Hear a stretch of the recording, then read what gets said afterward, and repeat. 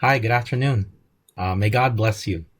This is Mr. Bizz. Our lesson today is about the Pythagorean Theorem, and we're taking most of this material from our book, section 5.5.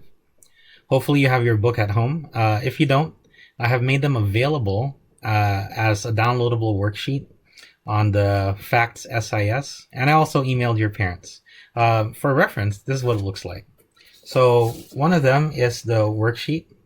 So this is just a copy of page 415 in our book.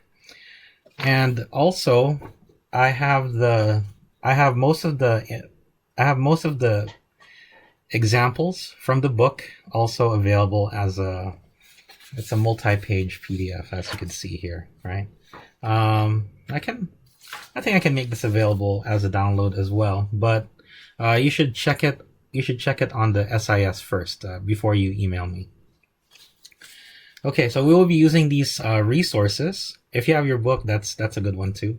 I would note that I did put some helpful information on this version on the adapted text as well. So feel free to download this even if you have it in your book already. Okay, a couple of preliminaries before we get started. Feel free to rewind this video as many times as you want. If there's something that wasn't clear the first time I said it, go ahead and rewind to that part. Or maybe you want to take a screenshot of my screen here if there's something that you missed and you weren't able to copy. Also, we're going to be doing the got it problems at the end of the video. So I will give you time to do the problems on your own. However, if you're still stuck, go to the end of this video and we will solve the got it problems together if the examples were not enough of an example. And I also hope that you research this topic online. I did mention in the lesson plan that you needed to come up with a summary of around 3 sentences about the topic of the Pythagorean Theorem, as well as 3 words that you think are very much related to the Pythagorean Theorem. Words that you're going to be using, terms that we're going to keep using as we talk about this concept. So hopefully, before you turned on this video or before you started watching this video, you have those already ready. If not, feel free to pause this video and go ahead and do an internet search on the Pythagorean Theorem first. Okay. I guess we could begin. All right, before we can talk about the Pythagorean theorem, we have to talk about a concept known as the right triangle. So, as its name implies, a right triangle is a special kind of triangle, right? So let me draw an example of a right triangle here. Very simple one. Let's see. Maybe we can make this side. We can make this side this long. And then maybe we can make this side this long. Ooh, this is hard to do.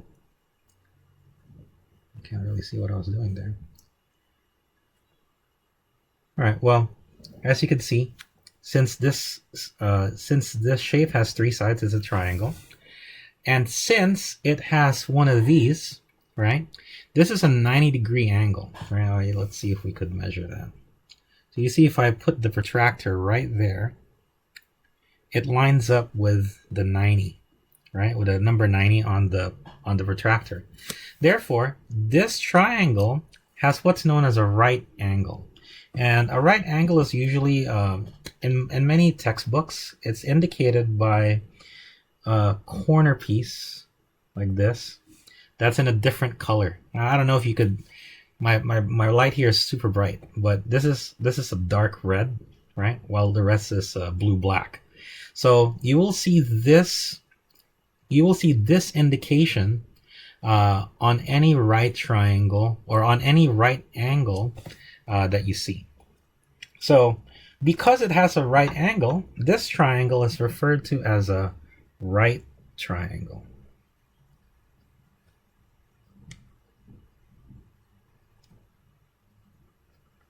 Okay, so of course a right triangle has 3 sides because it's a triangle, and since it has a 90-degree angle or a right angle, it's called a right triangle. Now, a right triangle is a special kind of triangle because we can now label the sides, right? In a right triangle, there's always one side that is the longest, okay? So it's not possible for a triangle to have all equal sides and be a right triangle, right? If you have a right triangle, one of the sides is going to be longer than the other two. And the name for that longest side is the hypotenuse. Let me spell that for you. So the hypotenuse is always the longest side of a right triangle. They have specific names, right? The hypotenuse is what we call the longest side of a triangle, of a right triangle. It has the property that the hypotenuse is always opposite or across from the right angle in a triangle. So if you could see here, right, there's a right angle. If you imagine that this triangle were a room and you were inside the room and you were inside here, you were here, you would have to walk across the room to get to the longest wall, right? So the hypotenuse, once again, is the longest side of a right triangle, okay? Now, the other two sides of a right triangle are called legs. So this is a leg, and this is another leg, right? Notice that the legs, right, are the two sides that meet at the right triangle, right? So the two legs meet at a corner, that's a right angle. The hypotenuse, then, doesn't have a right angle next to it, right? Why? Because it's opposite, okay? So these are the three parts of a right triangle. The hypotenuse is the longest side, and the two shorter sides are called legs, okay? Now that we know what a right triangle is, I want to draw your attention to our adapted text, right? So on the adapted text, I have this illustration of another right triangle. If you notice, in this right triangle, the hypotenuse is marked C, right? The hypotenuse is marked C, and the legs are labeled A and B, okay? When we're talking about the Pythagorean Theorem, these letters are important, right? The hypotenuse will always be called C. I guess not always. If you don't speak English, or you went to a school that where they don't use Latin characters, maybe they won't call it C. But in most math books you're going to read, the longest side of a right triangle is labeled C, and the two legs are labeled A and B. Now, exactly which one is A and exactly which one is B is doesn't really matter, at least in the context of the Pythagorean Theorem. We can interchange this. There might be a parallel universe where Mr. Bizz is making the same video, and in there, he made this B and he made this A. So even if you switch A and B, the Pythagorean Theorem will still work. Okay? So, now that we know the names of the sides of a right triangle, we can now talk about the Pythagorean Theorem. All right, so here it comes. So the Pythagorean Theorem is such that if you have a right triangle, right? So let's say someone drew you a right triangle. The Pythagorean Theorem says that if you took measurements of the sides and of the longest side, the square of the lengths of the legs add up to equal the square of the hypotenuse. The square of what? All right, let's go over that again. So the Pythagorean Theorem is such that when you take the square, you multiply this number the length of this leg, you multiply it by itself. Then you take this leg and you multiply that number by itself too. And then you add up those numbers. The result is equal to the square, or the multiplication by itself, of this number, right? So that's very compactly said as a squared plus b squared is equal to c squared. That's it. This is the Pythagorean theorem. A squared plus b squared is equal to c squared. And I want to note that this is only true if the triangle you're dealing with is a right triangle. So if it's not a right triangle, this relationship is not true.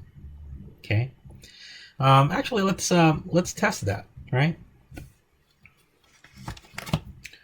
Let's see here. Actually, we can't test it because I don't have a ruler. But it turns out that this theorem right here is one of the most basic, and it's one of the oldest and most widespread mathematical facts. Now, what do I mean by that? I mean that almost all ancient cultures, the Egyptians, the Chinese, the Indians, right? The ancient Greeks, that's where we get this name, by the way. There was a Greek philosopher by the name of Pythagoras, right? And we named the theorem after him because the very first math textbook written by another Greek named Euclid attributed it to this guy, Pythagoras. Okay, but there's evidence that every ancient culture knew the existence of the Pythagorean theorem. Actually, I wanted to show you a little bit of something here. I want to show you a demonstration of the Pythagorean theorem, like not on paper, but in real life, right? So you know how the Egyptian pyramids were. The ancient Egyptians, they built pyramids, right? And they were triangular going up, right?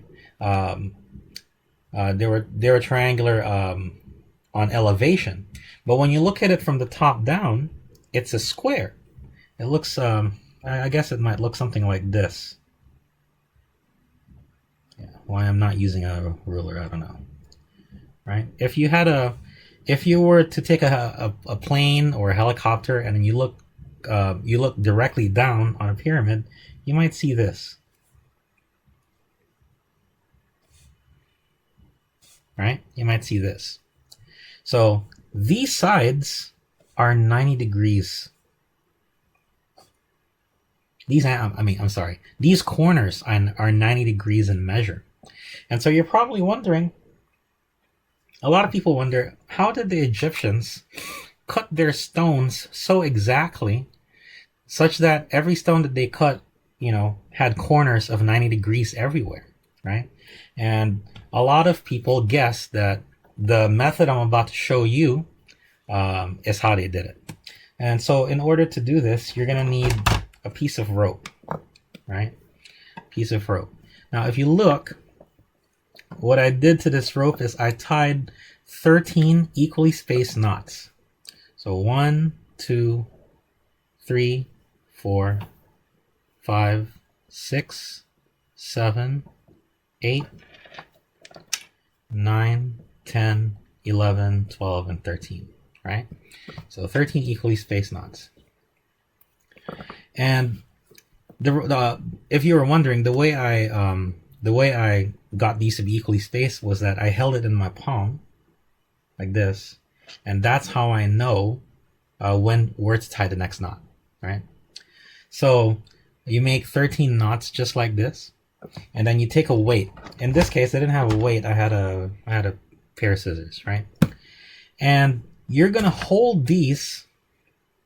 You're going to hold these at, so that you're going to make a triangle out of this rope, and you're going to hold it at specific knots. And when you do that, the other corner is going to form a right angle because it's going to be a right triangle. Let me just get set up so you could see that.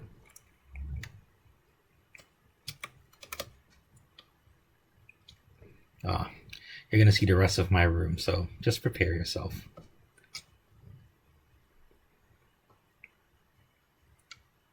Okay, I think you can see that. All right, let's see if I could shine a light on myself. That would be pretty convenient. Okay, so I'm going to take these things. All right, hopefully you can see that. All right, so I'm going to take my rope and then put it through the pair of scissors like this. So this will act as a weight. Okay. Now I'm going to hold both ends of the rope together over here. So the 1st and the 13th, right? Then I'm going to try to make it so that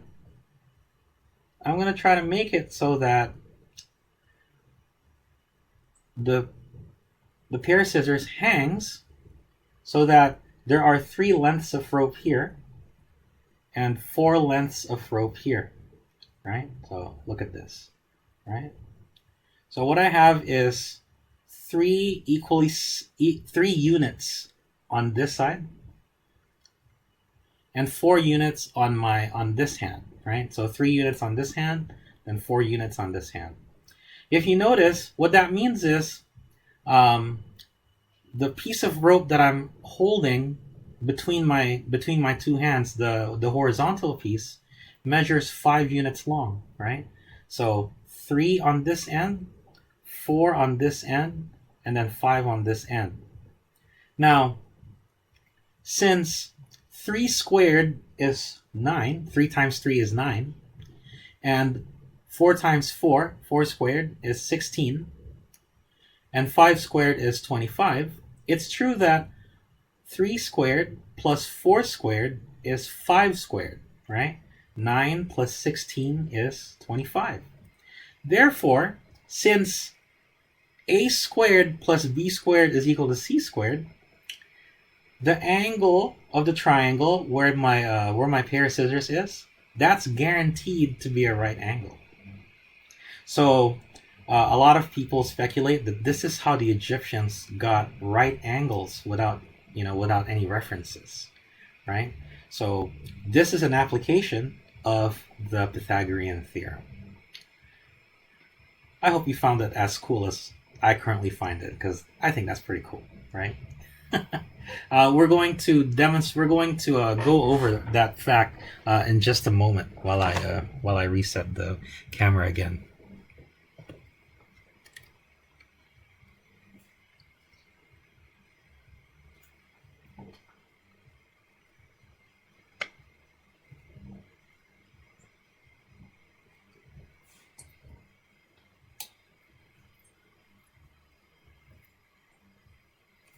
All right, hopefully you can still see that. All right, so let's see why that gives us a right triangle. So you have 13 lengths of rope. On one of the legs of the triangle, it was 3 units long. On the other leg, it was 4 units long. Now the longest side, the hypotenuse, was 5 units long, right? So the Pythagorean theorem says that a squared plus b squared is equal to c squared. So let's see if that's true. Is 3 squared plus 4 squared equal to 5 squared? As we said, 3 squared is 9. 3 times 3 is 9. 4 times 4 is 16. And 5 times 5 is 25. Now if you look, 9 plus 16 is 25, right? So it must be true. That the triangle that you get from that piece of rope and that hanging weight is a right triangle, right? So I thought that was pretty cool. So that is a demonstration of the Pythagorean theorem. And the ancient Egyptians were hundreds, if not thousands, of years before the ancient Greeks. So there's evidence that we as humans have known the Pythagorean theorem for quite a long time. Okay, let's go over the examples in the book that choose to apply the Pythagorean theorem. Hopefully this shadow of the document camera is bothering me a little bit. I'll try to make sure that none of the piece of paper is covered by that. Yeah, so hopefully that works for you. Okay, let's go over example 1 in the book. Now, in example 1, it says, write an equation that you could use to find the length of the missing side of each right triangle, then find the missing length, and round to the nearest tenth if necessary. Now, the first triangle that they give us has these measurements, right? This side is 9 inches, this side is 12 inches, and this side is unknown. And you know that because they use a variable for it, c, right? C inches. Now, one of the skills that you're going to need in order to solve Pythagorean theorem problems is to label the sides, right? That's why earlier when we were talking about the legs and the hypotenuse, I was stressing that the longest side, or the hypotenuse, is always opposite to the right angle, right? So that gives you a clue as to which of the 3 sides the hypotenuse is. Because while earlier we said that A and B, the 2 legs, are interchangeable, C is not interchangeable with any of them. C is always going to be the hypotenuse. C always has to be the longest side. So the most important skill, preliminary skill in dealing with Pythagorean theorem questions is to figure out which of them is the longest side. So since in this case the longest side is missing, we're going to set up our equation so that A and B are replaced by 9 and 12. In fact, the book actually switches them. I guess A is 12 and B is 9, right? But since addition is commutative, it doesn't really matter, right? 12 squared plus 9 squared is the same as 9 squared plus 12 squared. So let's try that. Put that over here a little bit. So let's solve example 1. I forget what page this is. I'll just say 5.5 example 1. So we know that A equals 12, B is equal to 9, and C is unknown. Therefore, when we set up our A squared plus B squared equals C squared, we're going to be able to substitute for A and B, but not for C. So let's try that. 12 squared plus 9 squared is equal to C squared. Now we're going to use our calculator to find out what 12 squared is, but if you've memorized your perfect squares, you would know that 9 squared, or 9 times 9, is what? 81. That's correct. And 12 times 12 is, yes, that's right, 144. So we have 144 plus 81 is equal to C squared. Hopefully you can see that. Okay, yeah, this ink is a little shiny. I'm gonna have to fix that later. So anyway, let's try to find out what 144 plus 81 is. Let's bring in the big guns. So 144 plus 81 is equal to 225, they said. So we're gonna change this to 225. So we know that that's equal to C squared. C squared is 225. So this is not the answer because we're looking for C. We're not looking for C squared. So to undo a squared operation, we need to take the square root of both sides, right? So we're going to do this number. Let's actually symbolize that. See what I did? So the square root of c squared is the square root of 225.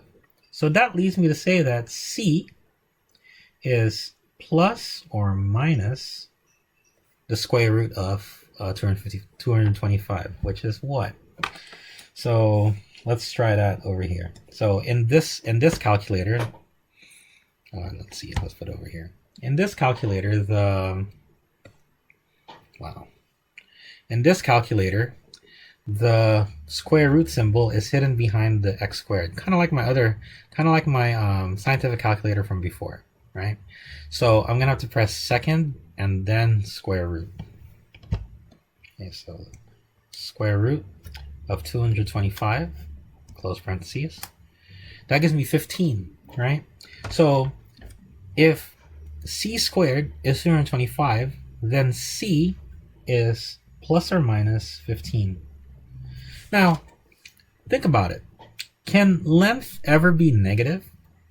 I would argue that length can never be negative. So we have to throw away this negative result. So what that means is that in this triangle, the longest side, C, is 15 inches long. Okay. So C is equal to 15. Whoops, I made my own mistake, which is to not include the unit.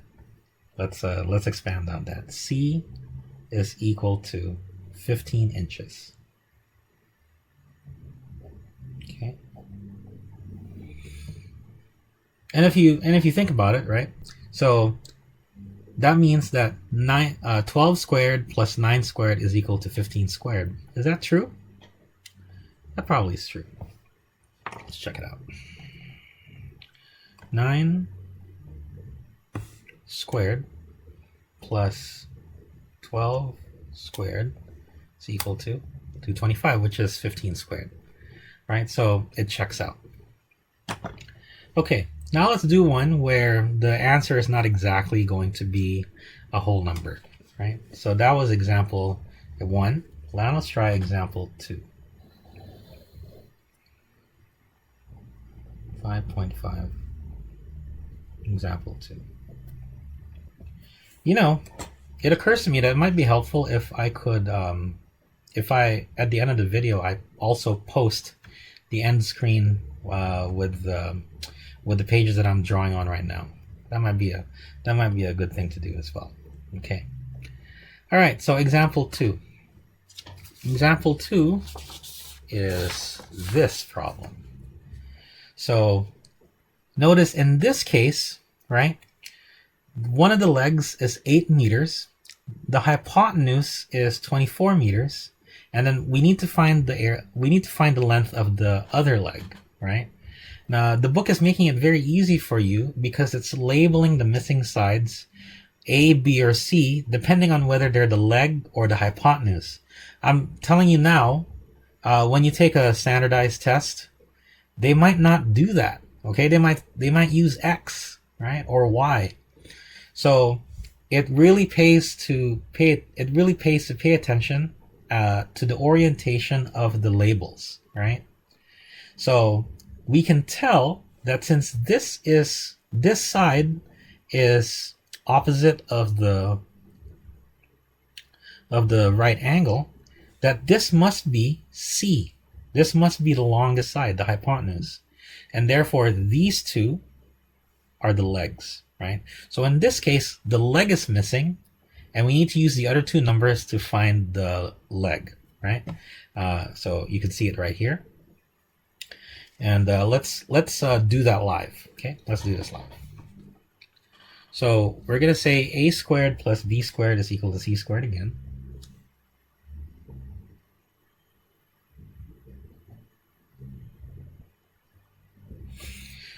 Again, notice that we said that A is 8. Well, I know that A is 8 because B is missing, right? So we're going to say that 8 squared plus b squared. Now b, we don't know, right? It's a variable. B squared is equal to 24 squared. Oh, that's a big one. I don't think I remember what 24 squared is. I know 20 squared is 400, so this must be a good bit bigger than 400. Let's use the calculator because it's been invented already. But we remember that 8 times 8 is what? Yes, that's right, 64. So 64 plus b squared is equal to 24 squared. Oh, what is 24 squared? 576, right?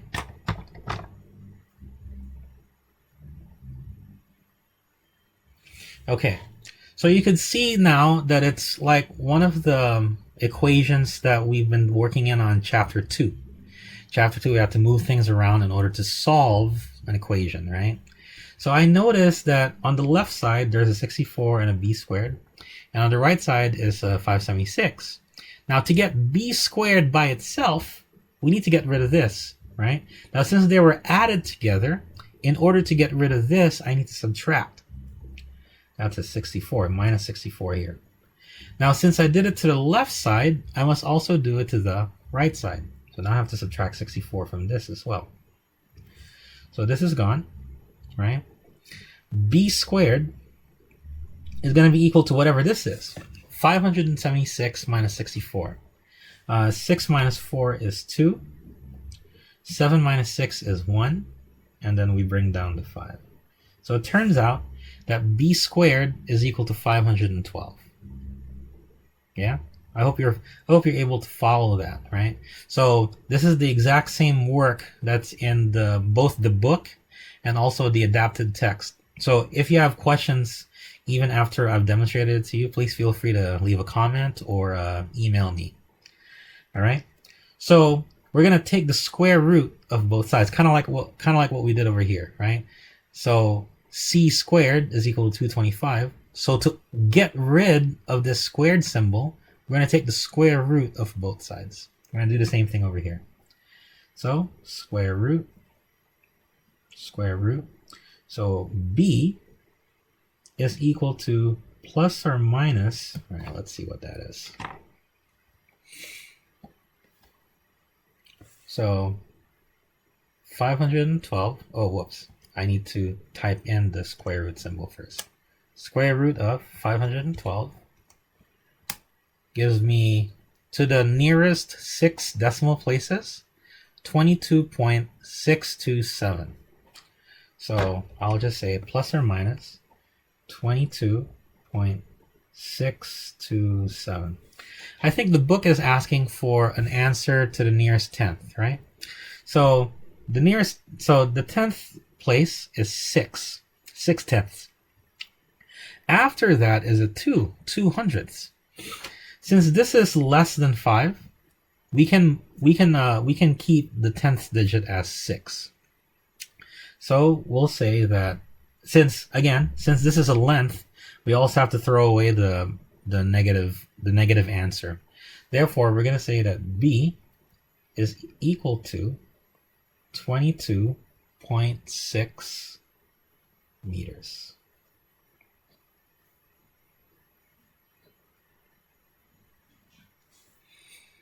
Was that clear? All right, try to let me know in the comments, right? So those are the first two. Examples. They demonstrate how to find the length of the missing side of a right triangle. So what the Pythagorean theorem allows us to do is, if we have a right triangle and we only know 2 of the lengths, we can use it to find the length of the third side, be it a hypotenuse or be it a leg. So at this point, I would recommend, or I would encourage you to pause this video so that you can work on the Goddard problems. If you'd like to get a screenshot of those, they are these, all right? So letter A, Um, oh well, maybe I shouldn't talk for this one. Go ahead and try to see which of the sides is missing. Is it a leg that's missing, or is it the hypotenuse that's missing? And based on which is missing, then you know how to proceed based on the two examples that we were given. Okay, hopefully you took a screenshot of that. All right, now let's move on to the second skill that I wanted you to have. And it involves the converse of the Pythagorean theorem. So a converse, yes, I know that there are shoes called Converse. But in mathematics, the converse means switching the if and the then of a statement, right? So the converse of the Pythagorean theorem happens to be true. It says, if the sides of a triangle have lengths a, b, and c units, such that a squared plus b squared is equal to c squared, then the triangle is a right triangle. So actually, when I was talking about the Egyptian rope trick to get a right angle, right? Actually, that is an application of the converse of the Pythagorean theorem, not of the original statement. Because we know that 3 squared plus 4 squared is equal to 5 squared. So if we build a triangle with side lengths 3, 4, and 5, then we can be guaranteed that the side length 3 and the side length 4 will meet at a right angle. Okay, so you could see how that's actually an application of the converse, not an application of the original statement. So in my adapted text, I say that the converse of a statement just switches the if and then parts. So this is a way to write the Pythagorean theorem so that it's if then. If a triangle is a right triangle, then a squared plus b squared is equal to c squared.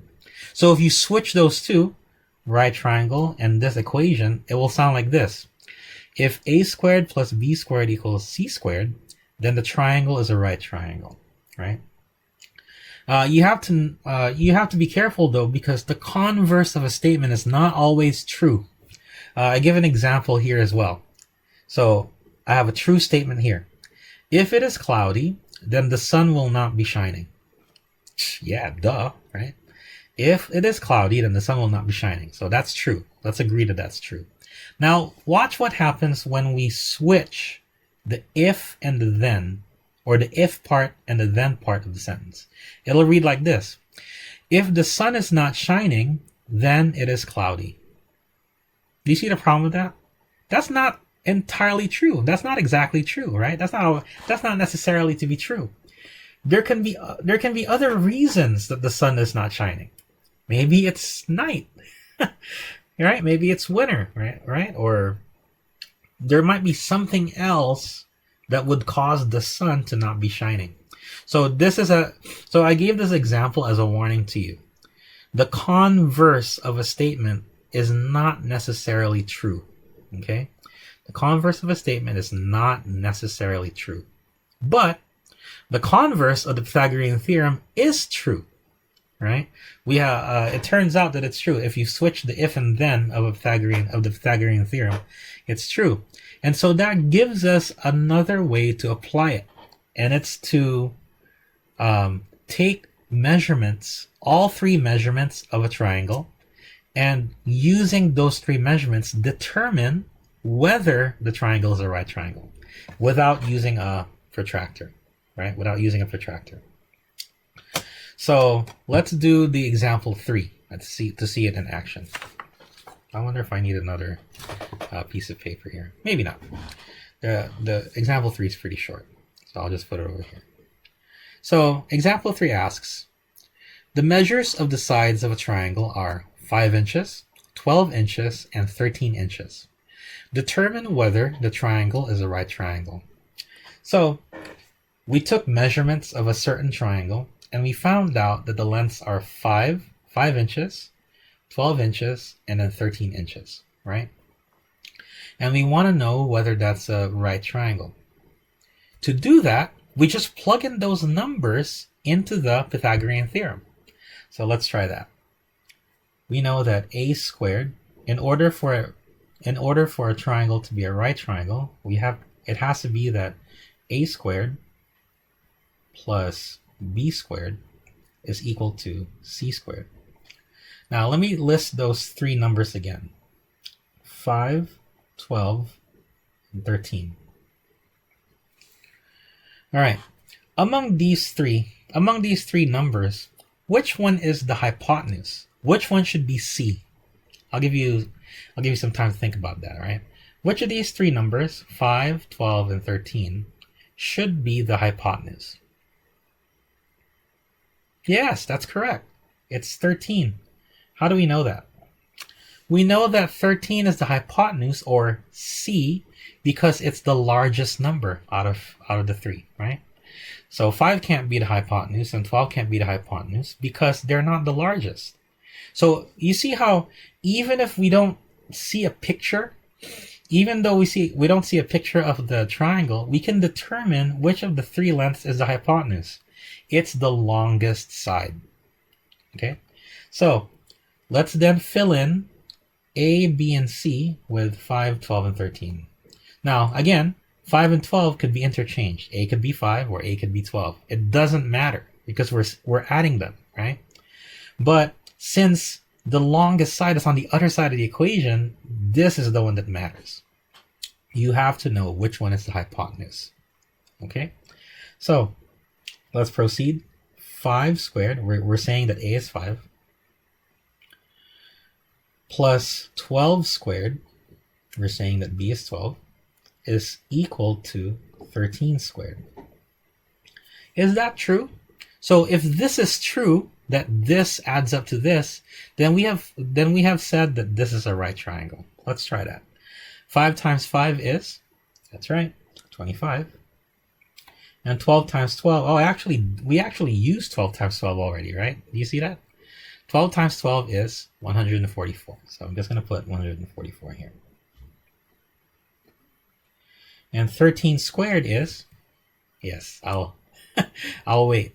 Actually, 13 squared should not be in a standard multiplication table, right? But 13 squared, 13 times 13 is equal to 169. Actually, you might not believe that. So let's use a calculator for that.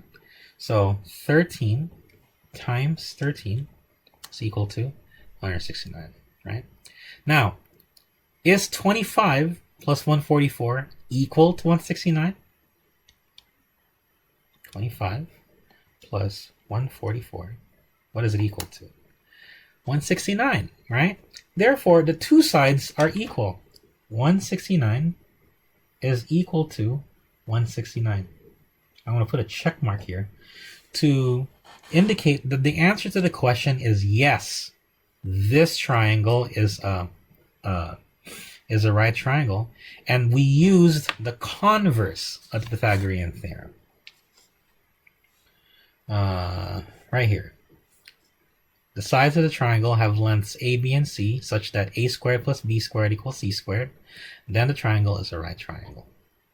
Okay? So that is the example that shows how to use the converse of the Pythagorean theorem. All right, so at this point, I'm going to give you a chance to screenshot the got it problems. So look at these problems right here. They ask essentially the same question as example 3. Is the triangle with the side lengths given below a right triangle? And how do you know? And as an additional hint, right? Which of these three sides is the hypotenuse, right? Which of these sides is C? So I'm going to let you screenshot this so that you can do the got it problems.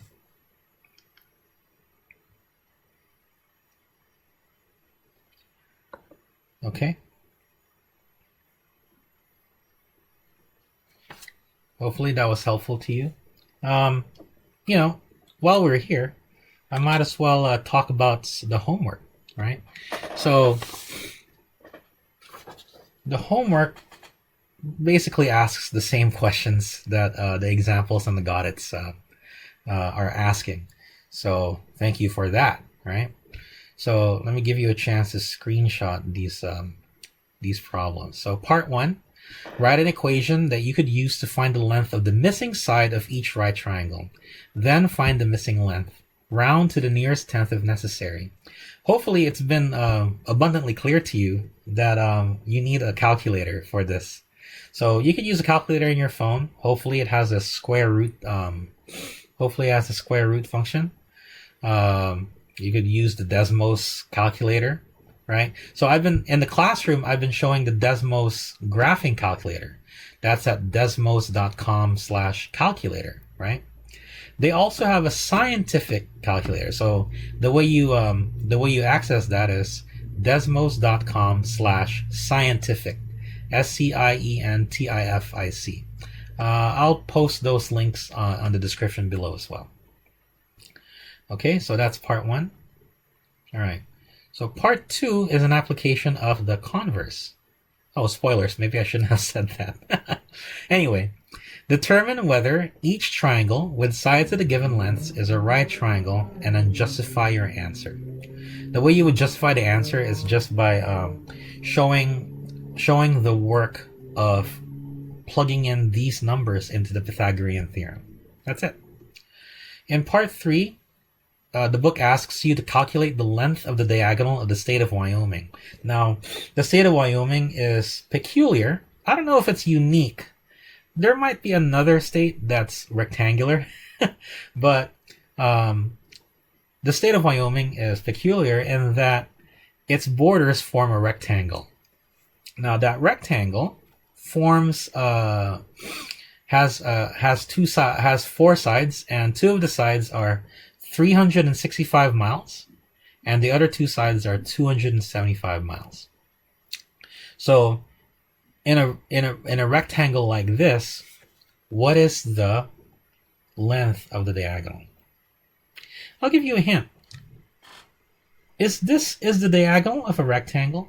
Does that count as the leg of a triangle, or is that the hypotenuse of a triangle? Yeah. If your brain is hurting, that means it's working. Okay. And then in part 4, it's the same as part 1. Write an equation you could use to find the length of the missing side of each right triangle, then find the missing length, round to the nearest tenth if necessary. Okay, so that's done the same way as part 1, except now it doesn't give you the picture of the triangle. Yeah, hopefully that's helpful. And then part 5 is my favorite because it's the recreational math. You know, a lot of people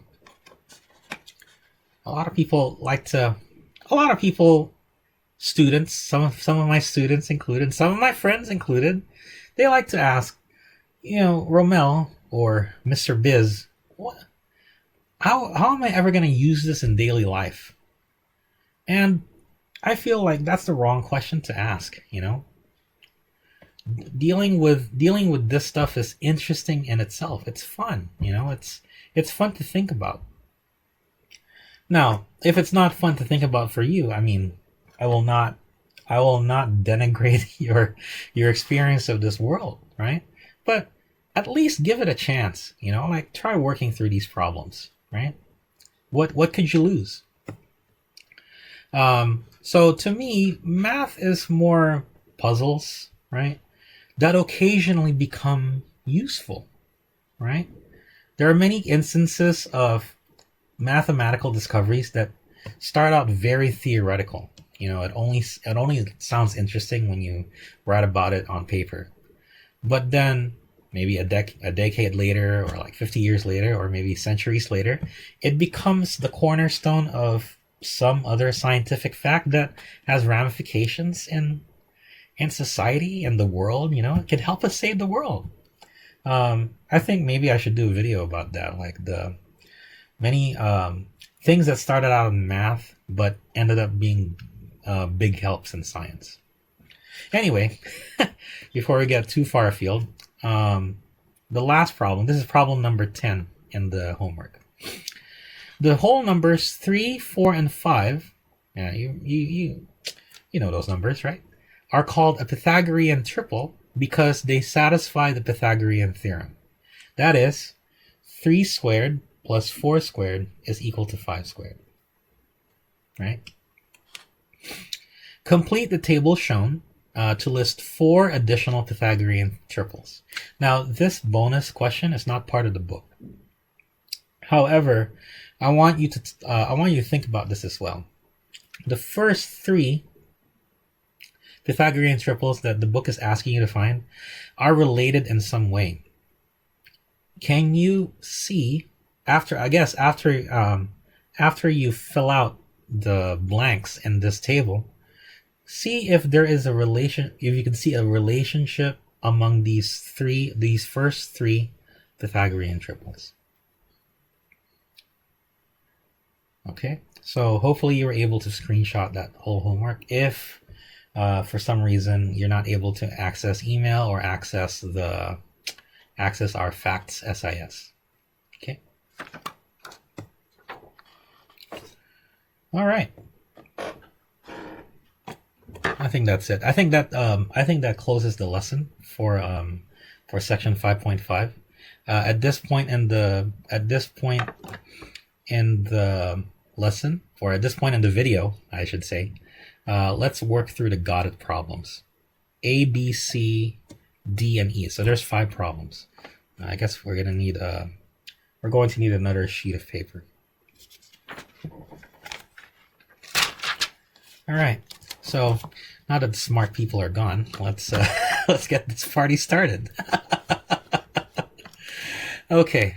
So the first 3 problems are all related, as you probably heard. So the first one says 24. There's a right triangle, 24 yards, 18 yards, and the missing side is C yards. Now, ask yourself, what is missing? Is it the leg or is it the hypotenuse? Yes, that's right. It's the hypotenuse. So let's try this first problem. So 5.5. Got it. A. All right. So A squared plus B squared is equal to C squared, right? So since the hypotenuse is what's missing, 24 and 18 are our A and B. So we're going to say 24 squared plus 18 squared is equal to C squared. These are really big numbers, so I'm gonna take out my calculator as well. All right, so 24 squared, 24 to the second power is 576. Oh, I should have known that already. That sounds familiar. 576. Now, 18 squared, 18 to the second power, is 324. Okay, so that's equal to C squared. Looks like we have to, in order to simplify this equation, we have to add 576 and 324. So let's do that. 576 plus 324.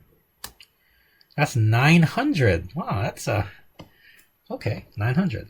So 900 is equal to C squared, right? So in order to find out again, 900 is not the answer. The answer is the square root of 900. So let's ask ourselves, right? What is the square root of 900? Well, 900 is 9 times 100, right?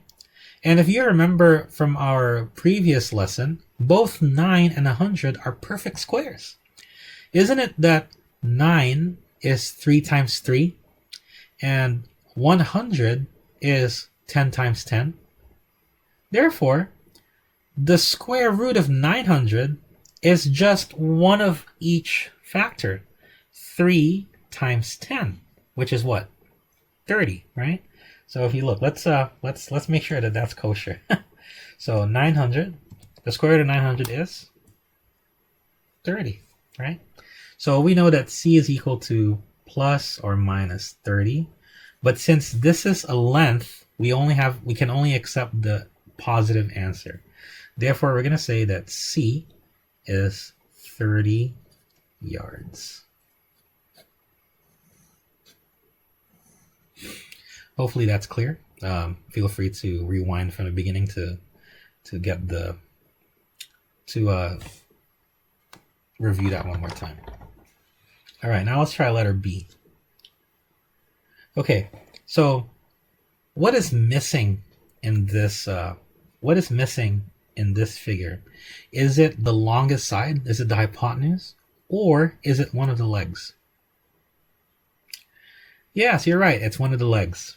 So we're gonna take 3 as A, and then B is going to be missing, and then C is going to be 8. So let's try that. So this is now got it B.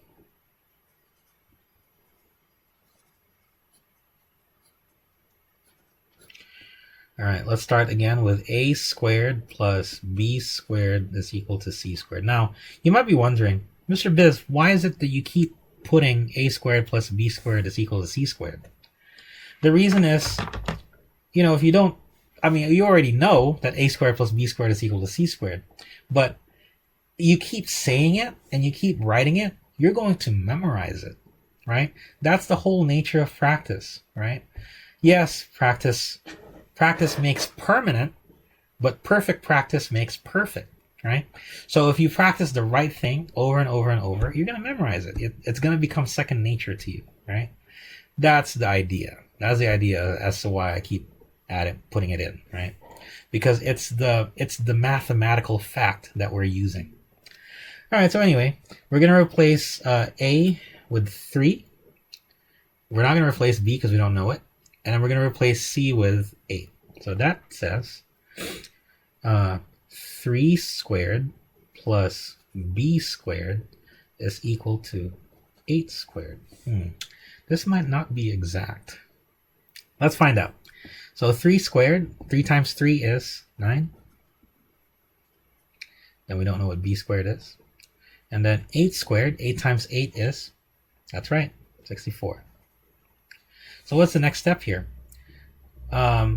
We need this by itself. Therefore, we got to get rid of whatever is next to b squared, and that's 9, right? Now, 9 and b squared were added together, so to get rid of 9, I have to subtract, right? And since I did it to the left side, I must also do it to the right side. So 64 minus 9 in this matter. All right, so let's find out what 64 minus 9 is. Oh, you can't see that. There you go. 64 minus 9 is 55, right? So 64 minus 9 is 55. So that means that b squared is equal to 55. So now we just need to find the square root of b. So I'm going to skip a step, the step that we always draw the radical symbol under it. Never mind that. We're going to skip that step. We're just going to say that b is equal to the square root of 55. So square root of 55 gives me 7.416, right? Around 7.416. And in fact, to the nearest tenth is just 7.4. Now, that's because 1 is less than 5, so we don't need to adjust 4 upward, right? So we're going to be happy with just around 7.4. So we're going to change this to approximately. That way it's more correct, right? Or less wrong, as it were. So B is approximately 7.4 miles. That's a big distance. This brings up a really good point. The only exact, right? The only exact square roots are the perfect squares. So what this tells me that since, if you remember from the previous lesson, the square root of, we try to take the square root of a whole number, right? And if the answer is a whole number as well, that means that this number is a perfect square. So we just in this got it, we have just established that 900 is a perfect square, and it's the result of 30 times 30, right? Everything else, if you're trying to find the square root of a whole number, if it's not a perfect square, then you're going to run into these kinds of numbers, the numbers that go without end, right? The 7.416s of this mathematical world, mathematical universe, right? Which I cannot wait to talk to you about. Okay, so let's go to problem letter C. Let's put it over here. So this case, in this case, what is missing? Is it one of the legs or is it the hypotenuse? Yes, that's correct. It's the leg, right? In fact, the book is very helpful. They call it A centimeters. And we know that A is one of the legs, right? So we're going to replace B with 17 and replace C with 20. All right, so let's try that. You might have to go to another column on the notebook.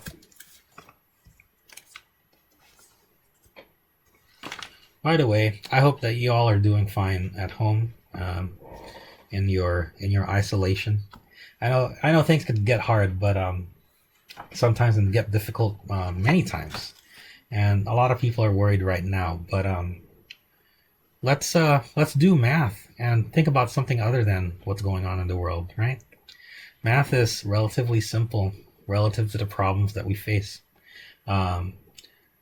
People like me, and I hope people like you, hopefully will get solace from solving these problems and having a sense of agency. Having a sense of, I can do this. This is something that I can do. Hopefully, this lesson is providing you with that. And again, if you have any questions, and if it's not helping you, and there's something, and you know of a way that I can help, feel free to email me or leave a comment. Okay. All right. So got it. C.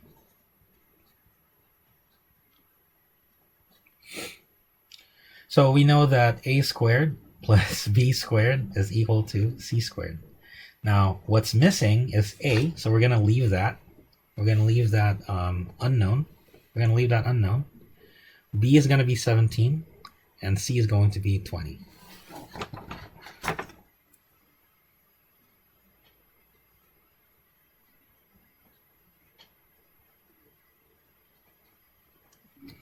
Two times 2 is 4, and 10 times 10 is 100. So 20 times 20 should be, that's right, 400. I don't know what 17 squared is. I don't have a trick for that one. So let's bring back the calculator.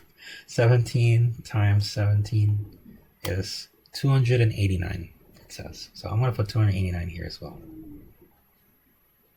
And that's plus A squared. Hopefully you can see that. Oh yeah, that's good. Maybe I should use this ink from now on. See, there's different kinds of inks. Some inks are like this. It puts it down very. It's got a very even tone. I think the blue-black ink that I used has some shading capability, so it dries unevenly on the page. That might not be good for demonstrations on YouTube.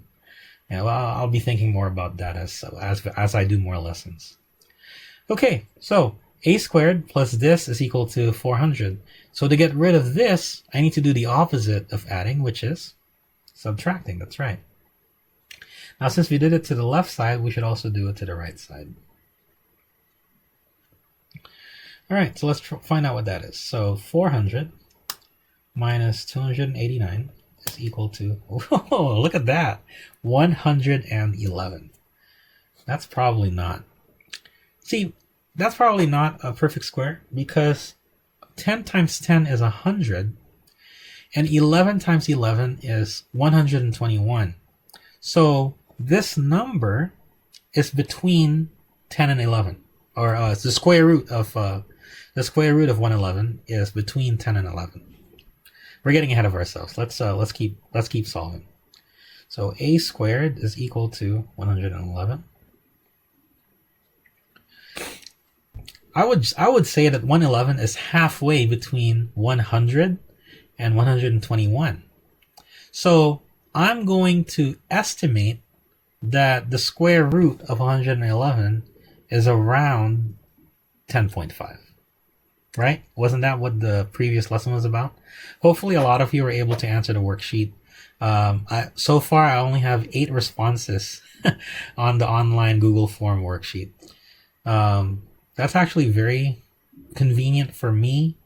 You can let me know. You can let me know in the comments or on email if it's convenient for you.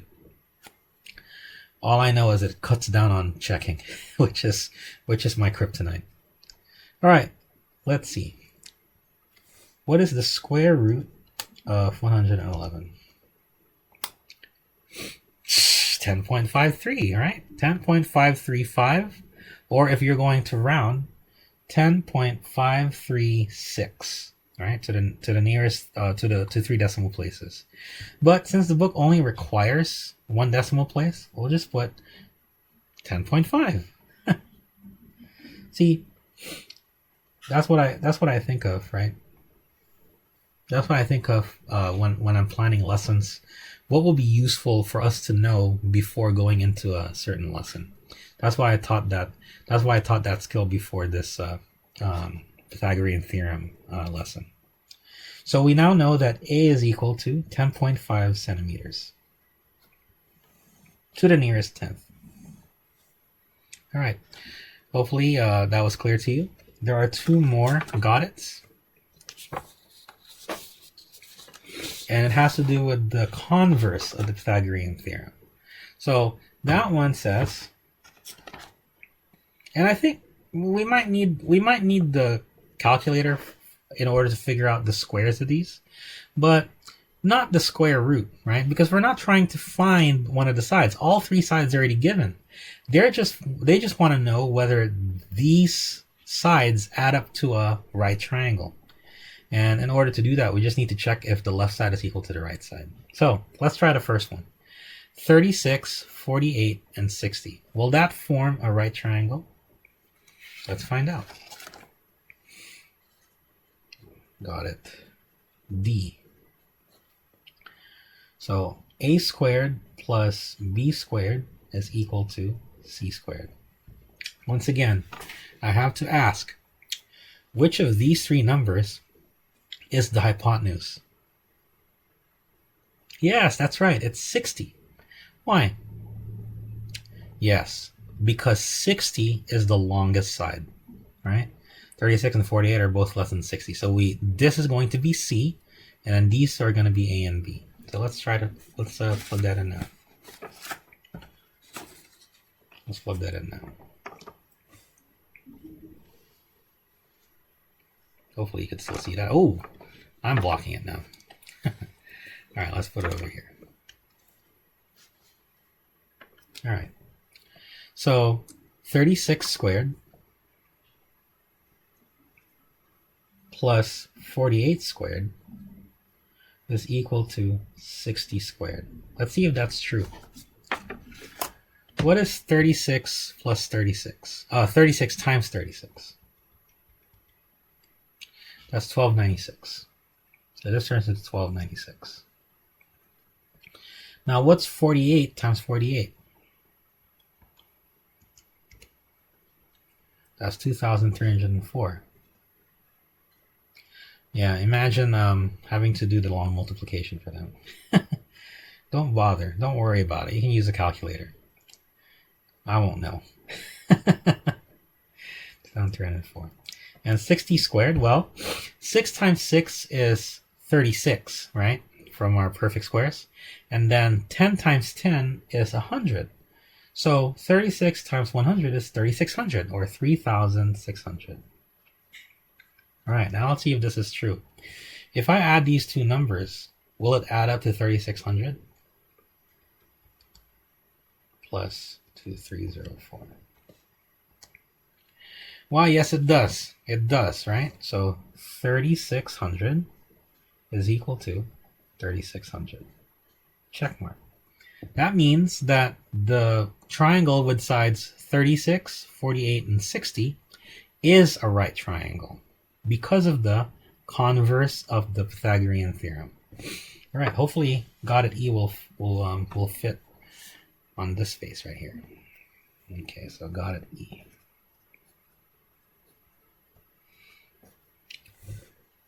So God at E is 4 feet, 7 feet, and 5 feet. Ooh, they mixed it up. Which of these three numbers is the hypotenuse? Yes, that's right. It's 7. So 7 is going to be C. So I want you to see that they're not always going to give it to you in order, right? It's not always the number on the right that's the hypotenuse. The hypotenuse is always the longest side. So in this case, we're gonna choose 7 as C and 4 and 5 as A and B. So we're gonna say A squared plus B squared is equal to C squared. Then we're gonna change C to 7, so 7 squared. And then B is, A and B is 4 and 5. So 4 squared plus 5 squared is equal to 7 squared. So we want to know if that's true. In fact, there's not a lot of space, so let's go down a little bit. There you go. So this should be familiar to you from our talk on perfect squares. 4 times 4 is 16. 5 squared is what? Yes, that's 25. And then what's 7 squared? That's 7 times 7, which is, yeah, that's right, 49. So the problem is 16 plus 25 equal to 49. Oh, that's really shiny. All right, so 6 plus 5 is 11. Oh, it does not, huh? Carry 1. 1 plus 1 is 2. 2 plus 2 is 4. Is 41 equal to 49? No, it's not, right? 41 is not equal to 49. Therefore, the triangle with sides 4 feet, 7 feet, and 5 feet do not form a right triangle. Okay? If you have any questions, rewind the video. You could also email me, or you could send a comment down below. And I will make the worksheet, the homework, this one, the homework available also as a Google form, so it could help me. It could help me check and grade your responses. Thank you for spending some. It's an hour. Thank you for spending some time with us here, talking about the Pythagorean theorem. I hope to see you again. If not here, online, face-to-face. And I hope you and your family keep safe. And God bless.